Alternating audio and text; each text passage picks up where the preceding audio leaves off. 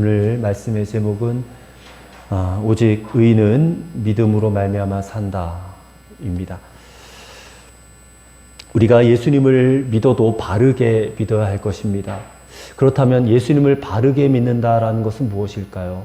첫째는 십자가 보혈의 능력으로 속죄함을 받았음을 확신하며 사는 것입니다.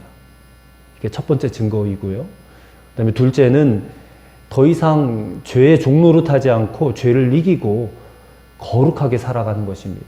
이게 두 번째 증거이고, 그 다음에 세 번째는 끝까지 예수님 바라보면서 믿음을 지키며 사는 것입니다. 이 세 가지 증거가 있어야지 바르게 믿는 것입니다. 하나님께서 이스라엘 백성들에게 율법을 주신 것도 사실 이런 믿음으로 살아가게 하시려는 것이었습니다. 죄로부터 구원해서 하나님의 백성답게 하나님의 말씀대로 살게 하여서 복을 주시려는 것이 하나님의 목적입니다. 근데 율법으로는 이 하나님의 목적이 이루어지지를 못했어요.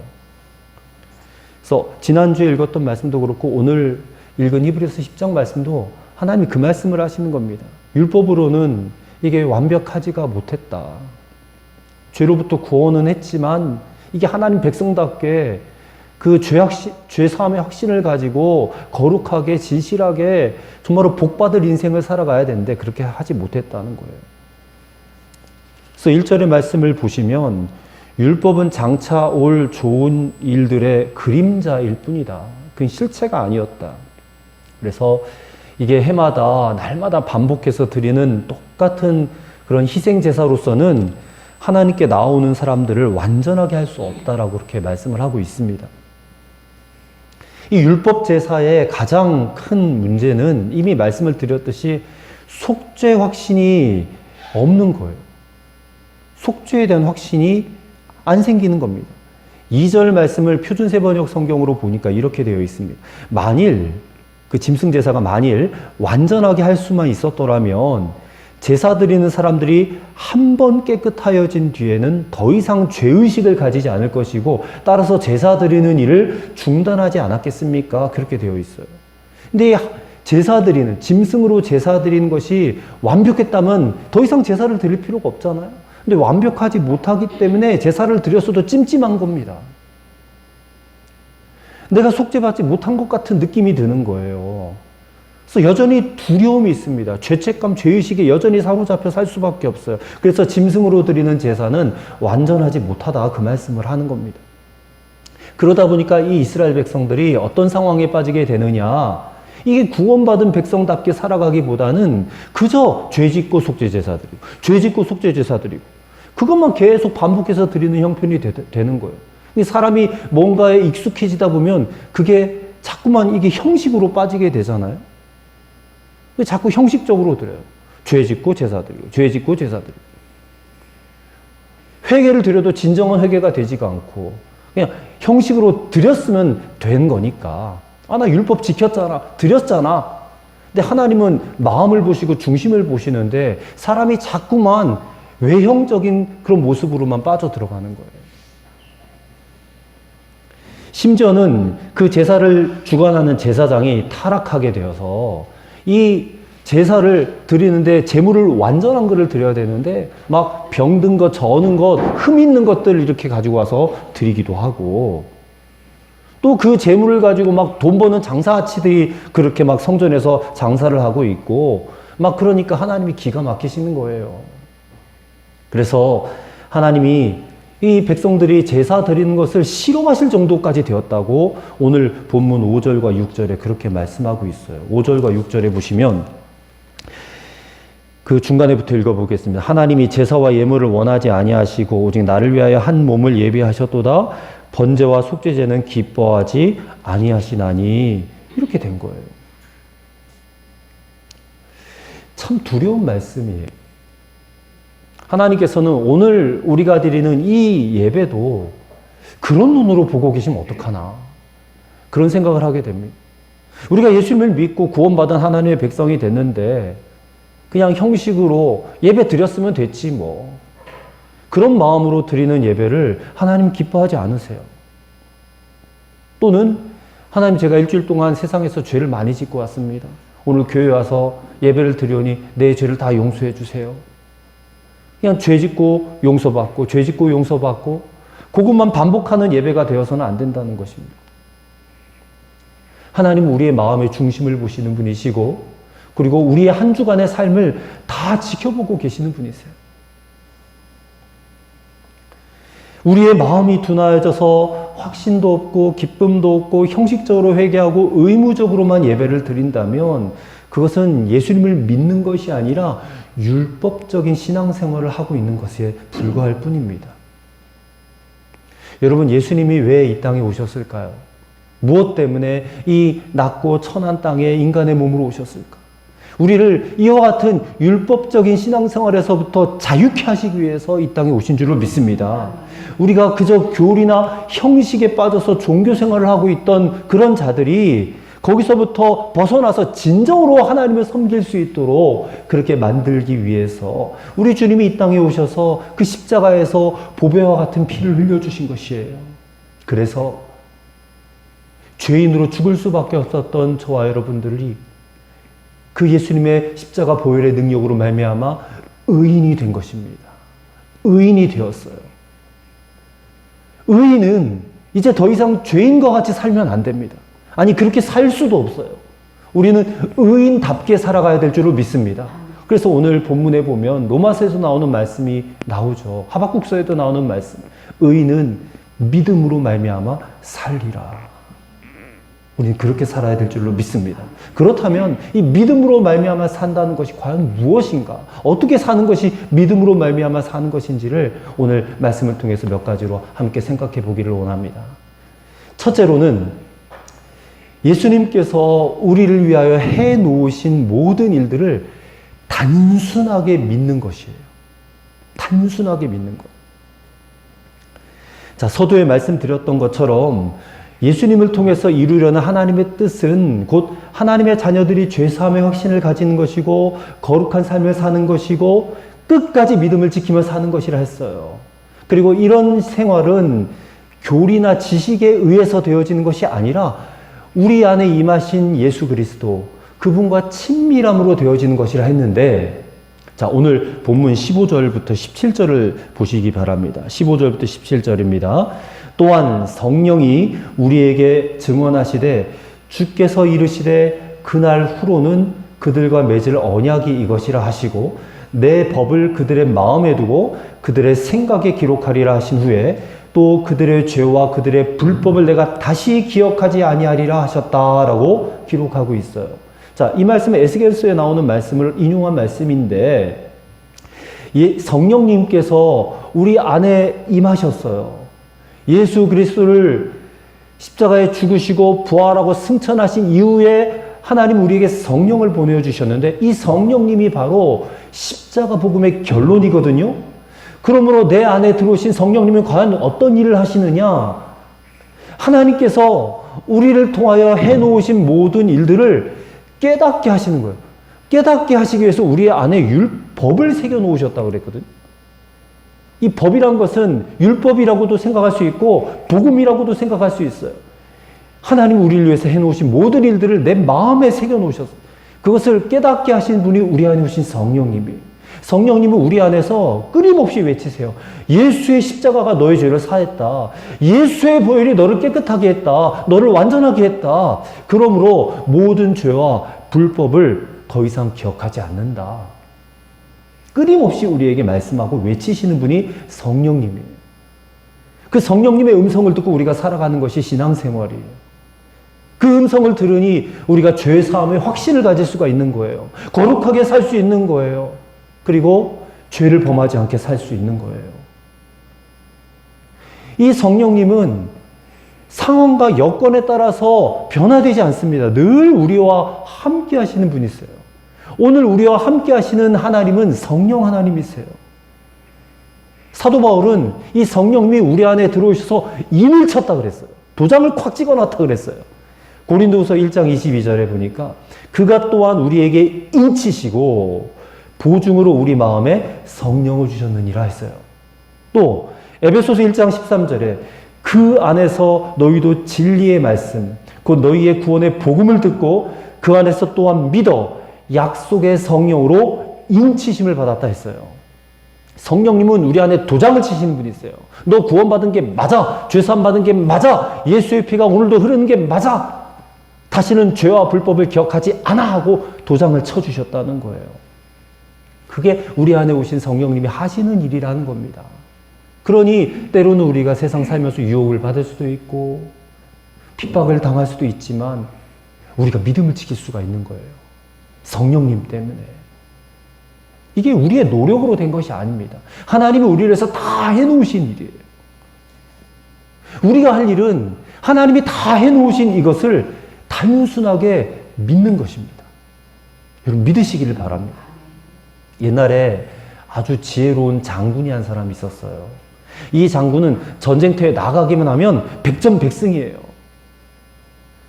근데 이 장군이 항상 전쟁이 시작되기 전에 이 부하들을 다 모아놓고 주머니에서 동전을 하나 끄집어내요. 그러면서 말합니다. 여러분, 내가 이 시간에 이 동전을 높이 던지는데 앞면이 나오면 우리가 전쟁에서 이길 것이고 뒷면이 나오면 질 것입니다. 자, 보세요 하고 동전을 높이 던져서 딱 받았는데 앞면이 나왔어요.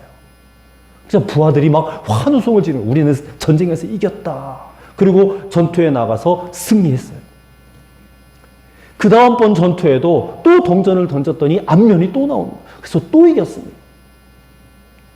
그렇게 해서 백전백승을 하는 장군이었다는 거예요. 이 아무에게도 비법을 알려주지 않았어요. 어떻게 앞면만 나오냐. 알고 보니 이 장군의 동전은 앞면밖에 없는 특수한 동전이었다. 앞면밖에 없는. 이 이야기를 보면서 우리의 믿음이 꼭 이와 같다라는 생각을 하게 되었어요. 우리의 믿음은 항상 앞면만 나올 수밖에 없는 동전과도 같다. 어떤 상황 속에서도 우리의 믿음은 소망의 면을 우리에게 보여주는 것이다. 분명히 지금 절망 중에 있는데 믿음은 우리에게 말하기를 절망이 아니야. 이것은 소망이야 라고 말해준다는 것입니다. 분명히 가슴 아픈 일을 겪어서 울고 있는데 믿음은 우리를 향해서 아니야. 이것은 기쁨이야 라고 말하게 한다는 것입니다.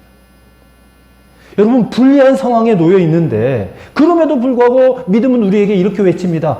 이길 수 있어. 고통스러운 일을 만나도 이 믿음의 동전은 너 그 고통을 통해서 하나님의 뜻이 분명하게 이루어질 거야 라고 말하는 것입니다. 그러니 걱정하지 말고 기뻐해라. 이렇게 해석해 주는 것입니다.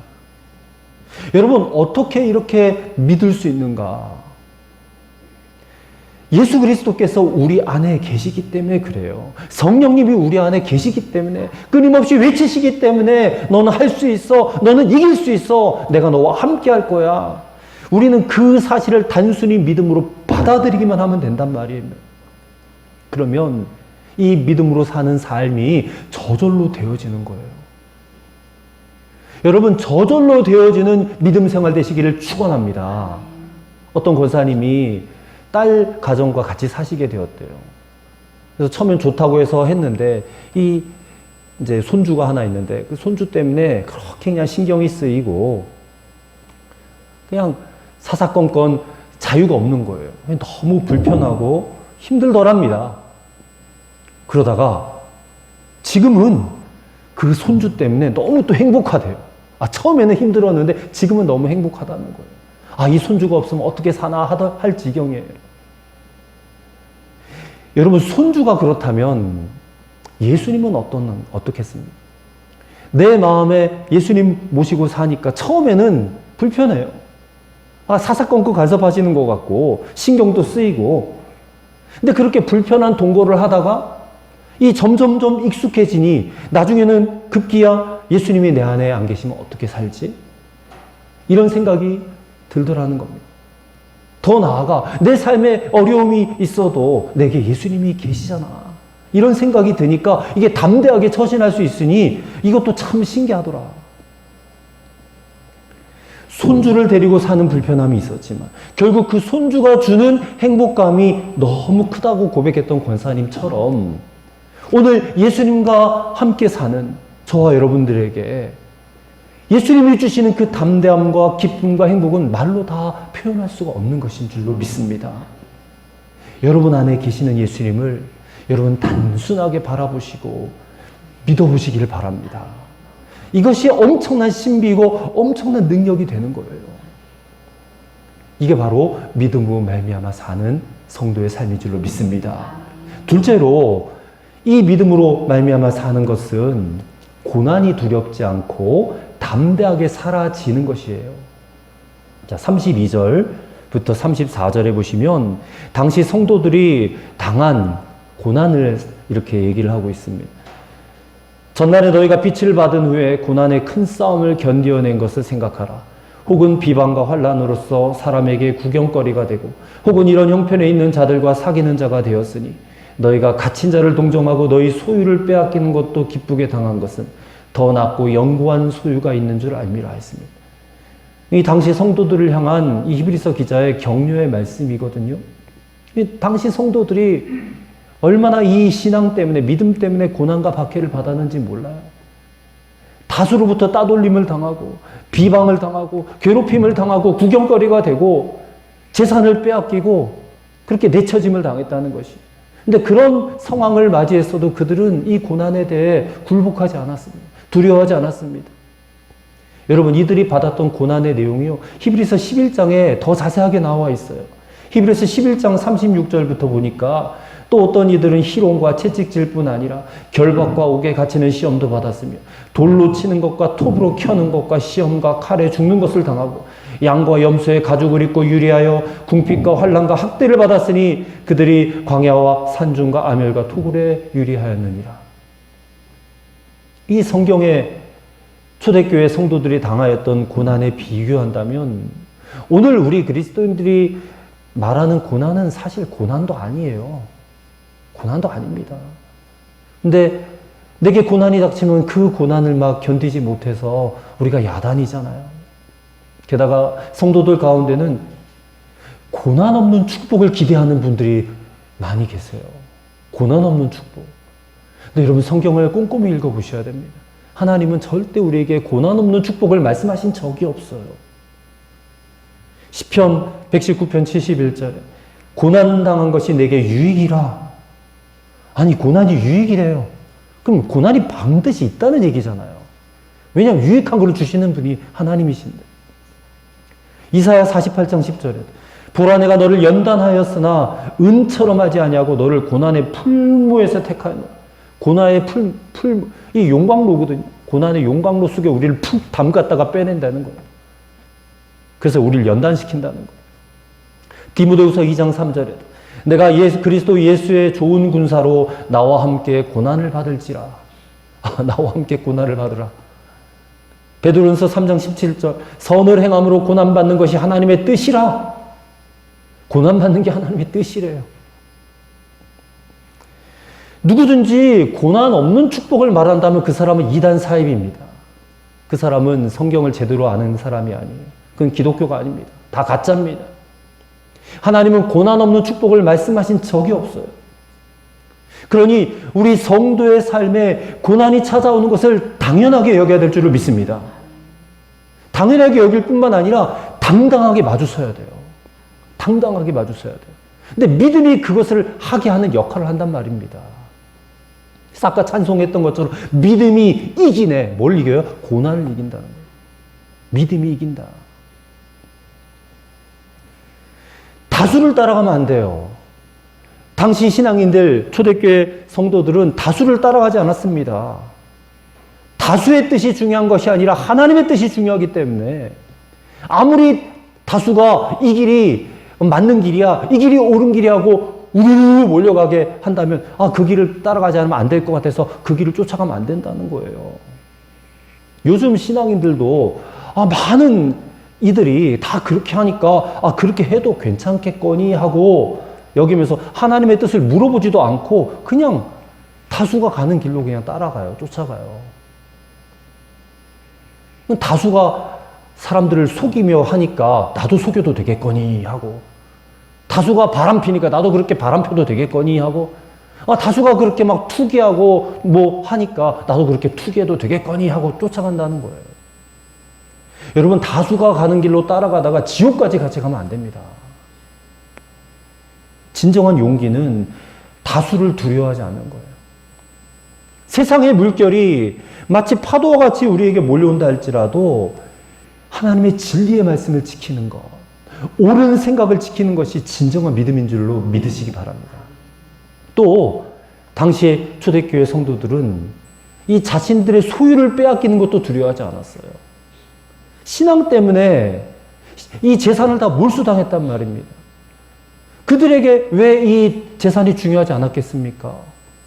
그럼에도 불구하고 그들이 재산을 빼앗긴 당하는 것도 아무렇지 않게 여길 수 있었던 것은 그것보다 훨씬 더 중요한 것을 보았기 때문에 그래요.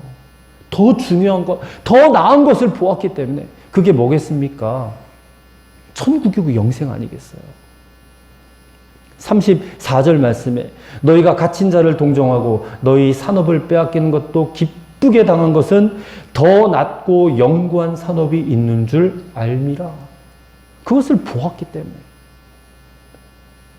미래에 대한 확신이, 천국에 대한 확신이 그들에게 있었기 때문에 그 길로 인도하시는 분이 바로 내가 믿는 예수님이신 것을 믿었기 때문에 그런 고생도 감수하고 희생도 마다하지 않을 수 있었다는 것을 성경은 기록하고 있는 것입니다. 여러분, 이것이 바로 믿음으로 말미암아 사는 것이에요. 38절에 나의 의인은 믿음으로 말미암아 살리라 그렇게 선포했습니다. 여러분, 믿음으로 살려고 막 애쓰고 노력하고 발버둥 치는 것이 아니에요. 이거는 그냥 사라지는 것입니다. 믿음으로 말미암아 사는 것은 고난이 두렵지 않고 담대하게 그냥 사라지는 것이에요. 여러분, 그렇게 사라져야 됩니다. 사라지지 않는다면 믿음이 아니에요.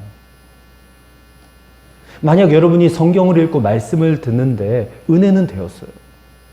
근데 이 믿음으로 사라지진 않아요. 그렇다면 여러분, 기도하셔야 됩니다. 기도를 통해서 성령의 능력을 힘입으셔야 됩니다. 말씀을 그저 듣기만 하고 읽기만 해서는 안 됩니다. 여러분, 기도하셔야 됩니다. 진정한 능력과 생명의 역사는 반드시 기도를 통해서만 나타나게 되어 있기 때문에 그래요. 여러분, 기도하지도 않으면서 사랑한다는 말은 거짓말이잖아요.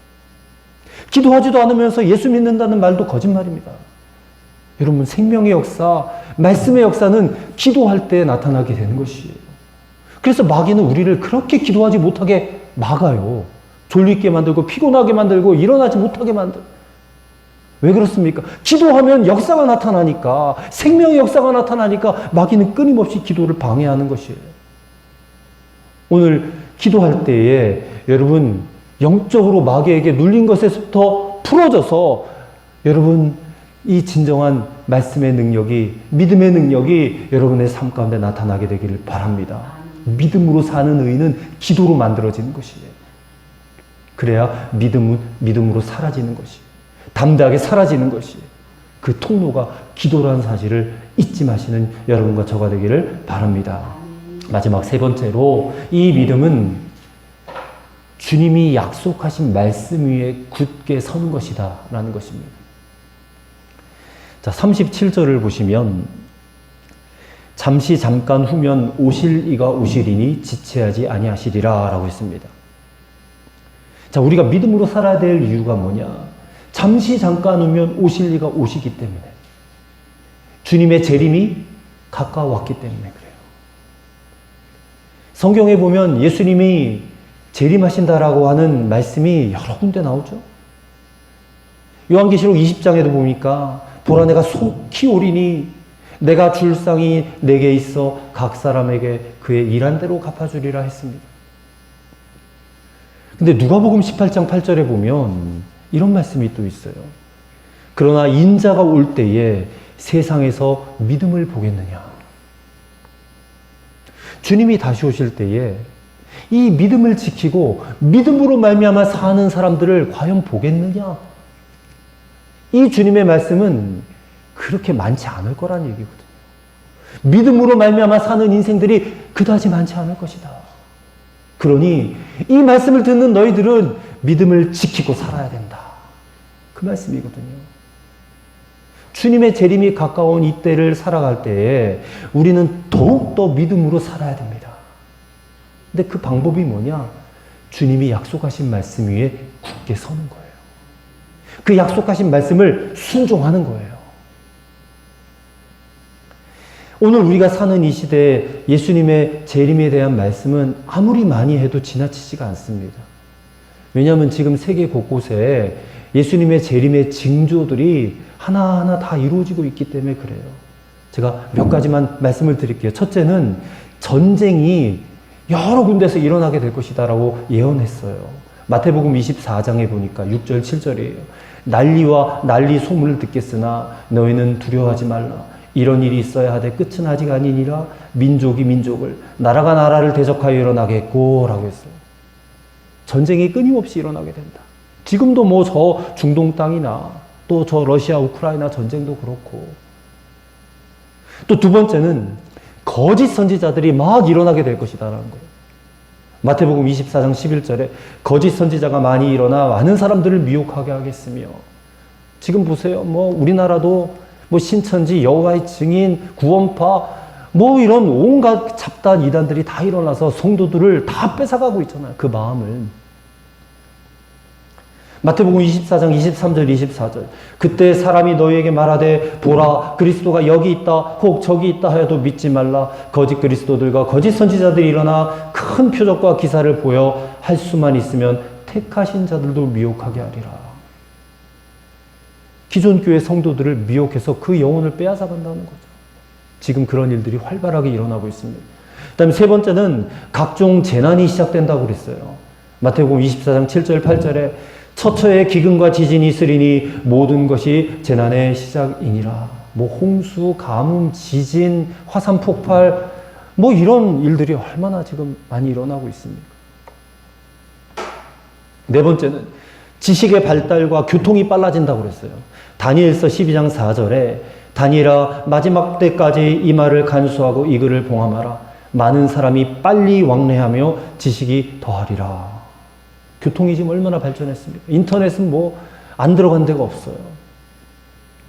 정보의 이 소통이 얼마나 빠른 속도로 이루어지고 있는지, 우리가 지금 그런 시대를 살고 있지 않습니까? 마지막 다섯 번째는 천국 복음이 온 세상에 전파된다라고 했어요. 마태복음 24장 14절 이 천국 복음이 모든 민족에게 증거되기 위하여 온 세상에 전파되리니 그제야 끝이 오리라. 마지막 때에 이 복음의 확산이 전 세계적으로 일어나게 될 거예요. 구원받을 마지막 기회죠. 주님이 주신 마지막 기회. 아직은 아닌 것 같아요. 아직은. 근데 언젠가 때가 되면 이 복음이 확 모든 세계, 우리나라에도 그동안 믿음에서 떠났던 사람들이 다 주님께로 돌아오는 그런 일들이 일어나게 될 것 같아요.